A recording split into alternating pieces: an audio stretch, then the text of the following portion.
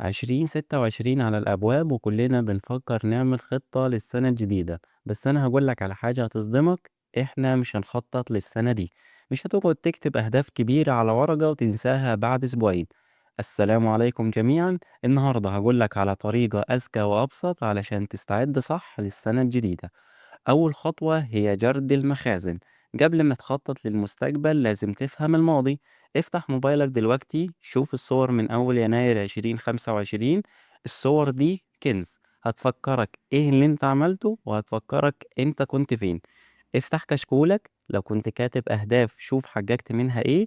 لو مش كاتب برضو خد وقتك علشان تفتكر. اسأل نفسك 3 أسئلة. إيه أحسن حاجة عملتها في 2025؟ ممكن تكون حاجة صغيرة زي ممارسة رياضة أو قريت كتاب أو تعلمت مهارة. السؤال التاني إيه أسوأ حاجة حصلت؟ ممكن تكون فشلت في حاجة أو ضيعت فرصة أو سبت عادة كويسة. السؤال التالت إيه اللي غير حياتي فعلا؟ ممكن يكون قرار أو شخص أو كتاب أو حتى تجربة. الفايدة من المراجعة هتعرف إيه اللي شغال معاك وإيه اللي لأ. طيب ليه التخطيط السنوي بيفشل؟ أولا السنة طويلة جوي، 12 شهر في 365 يوم. مستحيل تتوقع ايه اللي هيحصل بعد 6 شهور. الدنيا بتتغير والظروف بتتغير، انت كمان بتتغير. السبب التاني ان الناس بتفتكر ان السنة مرتبطة بيناير، بس الناس بتقول لو فات يناير خلاص السنة راحت.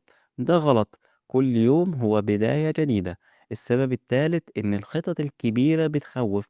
لما تكتب هخس 30 كيلو أو هبقى مليونير، دماغك بتقولك ده مستحيل وبتستسلم حتى قبل ما تبدأ. السبب الرابع إحساس زائف بالإنجاز. مجرد ما تكتب الخطة بتحس إنك عملت حاجة، بس الكتابة مش تنفيذ. السبب الخامس إن الأهداف بتتغير. اللي كنت عايزه في يناير ممكن ما يبقاش مهم في يونيو. الحل إن الشركات الكبيرة مش بتخطط سنوي، هي بتخطط ربع سنوي. احنا كمان لازم نعمل كده، بس أحسن يكون تخطيط أسبوعي. وبدل الخطط الكبيرة هنستخدم حاجتين: أولا الاتجاهات الأربعة، اتنين التخطيط الأسبوعي. الاتجاهات الأربعة مش أهداف محددة، هي اتجاهات عامة. أولا اتجاه صحي، مش هخس 20 كيلو بس همشي 10 دقايق يوميا. الاتجاه التاني مهني، مش هبقى مدير بس هتعلم 15 دقيقة يوميا. الاتجاه التالت مالي، مش هجمع 1,000,000 جنيه بس أوفر 50 جنيه كل يوم. الاتجاه الرابع هو العلاقات، مش هبقى اجتماعي بس هكلم حد من عيلتي كل أسبوع.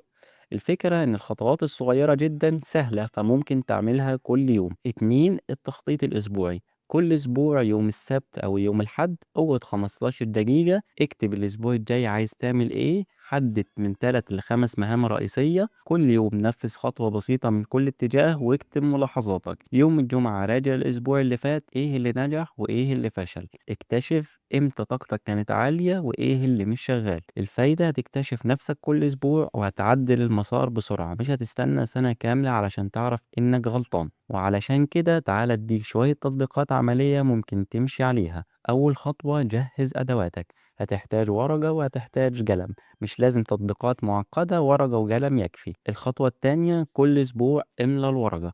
اكتب يوم السبت أو يوم الحد الاتجاهات الأربعة: صحي عايز تعمل ايه، مهني ايه اللي هتعلمه، ومالي ايه اللي هوفره، وعلاقات مين اللي هكلمه. المهام الأسبوعية هي مهام مهمة لازم تتعمل الأسبوع ده، من 3 ل5 مهام. خليها واضحة ومحددة. الخطوة التالتة نفذ كل يوم. كل يوم قبل ما تنام اكتب في سطر واحد ايه اللي عملته النهاردة. الخطوة الرابعة المراجعة الأسبوعية. يوم الجمعة راجع الأسبوع كله، اكتب ايه اللي نجح وايه اللي فشل. اكتشف امتى كنت أكتر إنتاجية. الخطوة الخامسة احتفظ بالورقة. حط كل ورقة في فولدر بلاستيك. بعد شهر عندك 4 ورقات، بعد 3 شهور عندك 12 ورقة، بعد سنة عندك 52 ورقة. أرشيف كامل لسنتك. الفايدة هتشوف التقدم بوضوح وهتشوف الأنماط وهتعرف نفسك أكتر. طيب تعال أقولك على شوية نصايح مهمة جدا. أول حاجة ابدأ صغير جدا، ما تبدأش ب10 أهداف، ابدأ بهدف واحد من كل اتجاه. 2 ما تكونش مثالي، لو فات يوم أو أسبوع عادي، المهم ترجع وتكمل. 3 استخدم الورقة والقلم، التطبيقات كويسة بس الورقة والقلم أقوى في الالتزام، الكتابة بالإيد بتثبت المعلومة في دماغك. 4 شارك مع حد، لو عندك صاحب أو أخ أو أخت اعملوا التحدي مع بعض. 5 اصبر على النتائج، التغيير الحقيقي بياخد وقت، ما تستعجلش، بعد 3 شهور هتشوف فرق واضح. النجاح هو مجموع عادات يومية صغيرة. أنا مش ضد التخطيط، بس التخطيط الفعال مش البراق. الخطط الكبيرة الملونة حلوة للعين، بس الخطط البسيطة الأسبوعية هي اللي بتنجح. يعني لما تفشل في حاجة وتراجع ليه فشلت، ده اللي بيخليك تتقدم. وفي النهاية سبحانك اللهم وبحمدك، أشهد أن لا إله إلا أنت، أستغفرك اللهم وأتوب إليك.